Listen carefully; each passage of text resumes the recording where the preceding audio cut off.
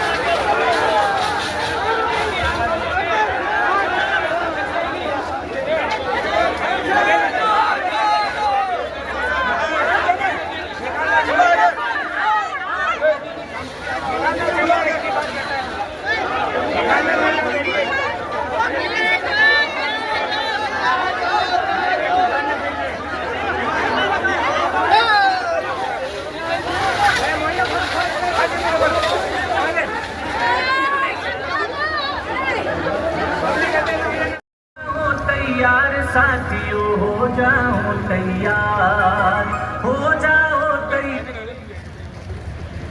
अरे अब तक भाई राम राम, बढ़िया कवरेज करना पूरा, निगाह बेटा ध्यान रखना।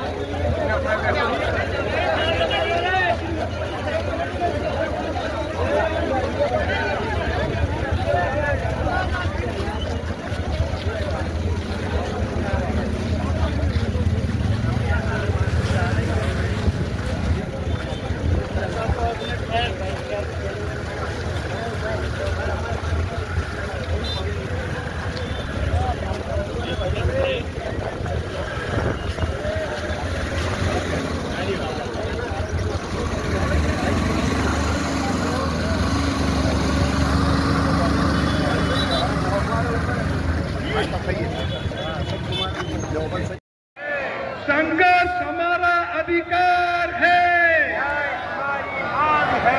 हमारी मांगे। आवाज ढाई के लिए कलेक्टर साहब अभी ऐसी कमरे में मेरी माँ आवानी आ रही है।